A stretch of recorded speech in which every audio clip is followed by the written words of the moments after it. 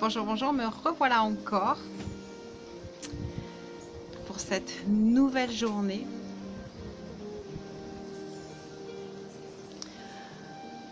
Qui s'annonce dans l'embellissement. Je vous ai promis hier de vous présenter enfin correctement le livre d'Anita Moorjani. Je vais le faire. Je sais aussi qu'hier, je vous ai parlé de la conscience.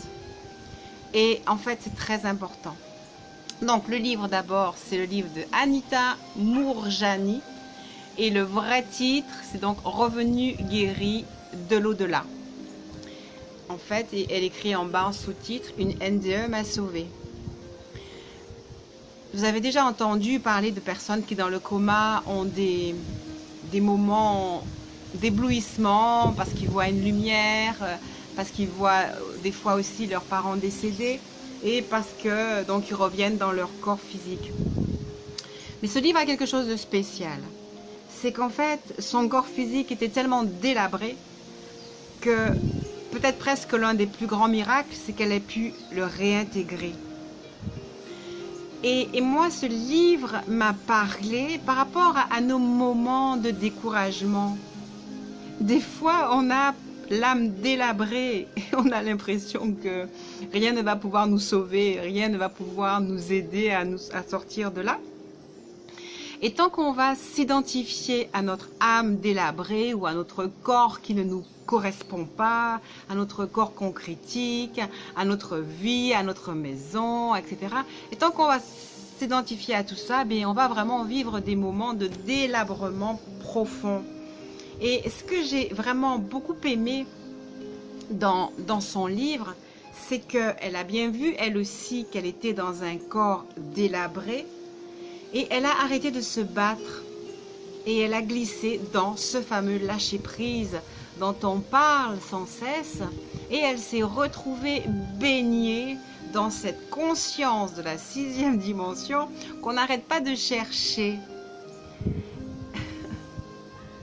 Et en fait, j'entends, arrêtez de la chercher, trouvez-la.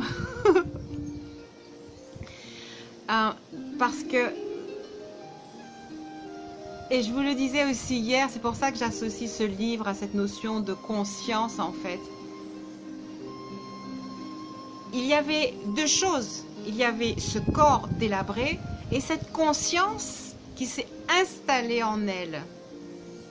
Est-ce qu'il y avait vraiment un chemin ou simplement une attitude, une ouverture, une acceptation, une position pour recevoir. Et en fait, comme elle n'avait plus d'énergie pour se battre dans la 3D, pour se battre, pour continuer à matérialiser cette vie, eh bien, elle a glissé en fait, je dirais, dans son autre vie qui ne peut être que lui être intrinsèque. Et c'est souvent de cette vie dont je vous parle, et c'est à cette vie que vous avez déjà à l'intérieur de vous. C'est à cette vie, à ce lieu, à cet état de conscience que je souhaite que vous accédiez vraiment. Alors, on va continuer à employer les termes de chemin, mais rendez-vous compte que, en fait, cet état de conscience est là. Vous savez très bien qu'on peut passer même du visage triste à un visage souriant. C'est exactement la même chose. En tout cas, son livre m'a permis de prendre conscience de la proximité, de la fusion en fait, du bonheur et du malheur. À nous de savoir démêler et d'ouvrir notre attention vers la conscience du bonheur, de la paix, de l'émerveillement. C'est pour cela que nous avons choisi de nous ouvrir jour après jour à un élan de positivisme, comme un starter, un démarreur pour chaque matin, de nous souvenir que nous sommes aussi la conscience de la 6e dimension, car nous ne sommes que des états de conscience différents. J'ai un ami qui me disait cela d'ailleurs, qu'en fait nous passons dans une journée des états de gaieté à des états de tristesse, mais il le disait différemment. Il disait que nous passions de la 2D à la 3D, à la 4D, à la 5D, et avec option pour la 6D pour la plupart des gens. Parce qu'on n'a pas conscience qu'il existe un état de conscience où on est juste, wow, mais merveilleusement bien, dans une paix, dans une quiétude, dans un sentiment de confiance, d'assurance, où vraiment, et dans ce livre, c'est encore cela à matérialiser toutes les merveilleuses méditations que nous avons faites récemment, comme celle qui s'appelle le pouvoir en moi, où vraiment en fait on se rend compte que, je dirais le pouvoir, mais le pouvoir pour moi c'est l'énergie d'amour, c'est la conscience de l'énergie d'amour et la conscience de notre pouvoir à changer les choses. C'est la force de notre acceptation de ce que nous sommes et c'est l'émerveillement de savoir qui nous sommes. C'est ça notre pouvoir.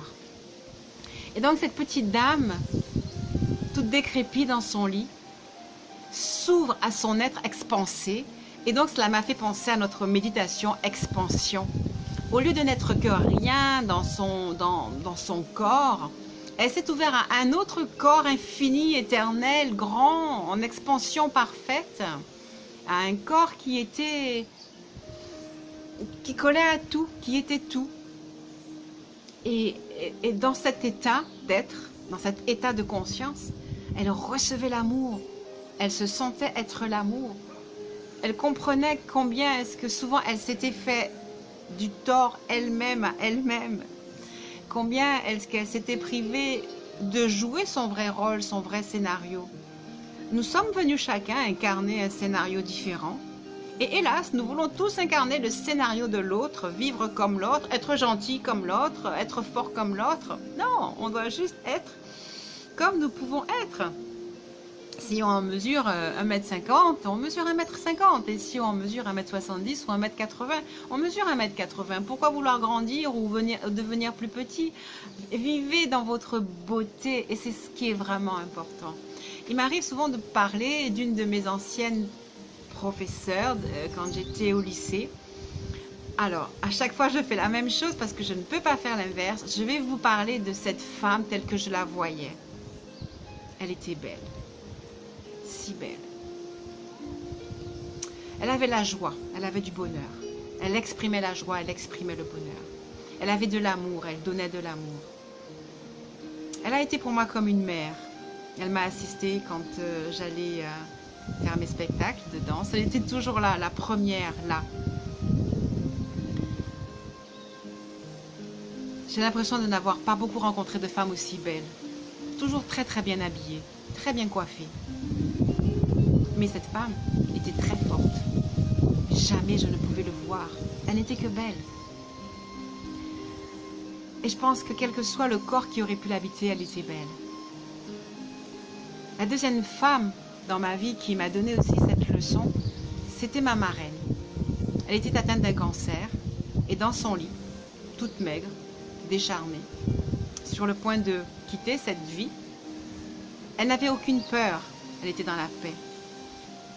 Elle était dans son cœur, elle était dans l'amour, elle souriait, elle était belle.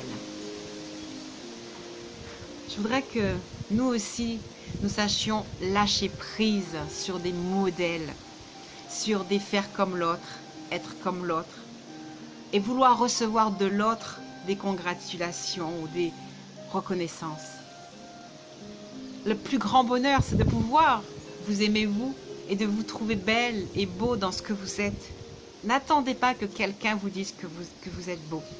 Sachez que vous l'êtes. Et laissez-vous aller dans cette beauté. Quel que soit ce que vous avez pu être ou faire, aimez-vous tel que vous êtes. C'est à nouveau le message qu'on a dit dans les premiers jours et que je répète encore aujourd'hui, vraiment. Soyez dans l'amour de vous. Soyez dans la congratulation de ce que vous êtes. Plantez solidement ces graines à l'intérieur de vous, d'une reconnaissance nouvelle, d'une assurance nouvelle, d'une admiration nouvelle pour ce que vous êtes. Tous les scénarios ne sont pas faciles à vivre. Peut-être que vous êtes quelqu'un que tout le monde trouve désagréable, peut-être parce que vous vous mettez en colère ou peut-être parce que vous ne parlez pas, mais c'est votre scénario. Et donc, acceptez-le. Si vous pouvez changer quelque chose, changez-le, mais ne vous faites pas de tort, vous, pour ce que vous êtes. Continuez sur votre chemin avec un seul désir, c'est de vous trouver la paix et de vous aimer comme vous êtes, tel que vous êtes. Soyez à l'écoute. C'est la seule chose que votre moi divin va vous dire aujourd'hui au travers de cette petite carte, ces couleurs. Soyez à l'écoute de votre beauté intérieure, soyez assurés de votre beauté intérieure. Et sachez que ce monde est là parce que cette petite dame dans son lit là à Hong Kong, elle n'est allée nulle part pour voir, trouver, ressentir le bonheur, ressentir la joie, voir sa magnificence, ressentir l'amour, dépasser son corps physique, dépasser son corps délabré, son histoire délabrée, son petit scénario peut-être, son scénario point trait. Elle n'est allée nulle part. Simplement, il y a eu une faille à l'intérieur si forte que l'univers a pris sa place pour lui dire combien elle était belle. Et je vous demande encore de vous ouvrir à votre beauté intérieure et je vous dis à demain.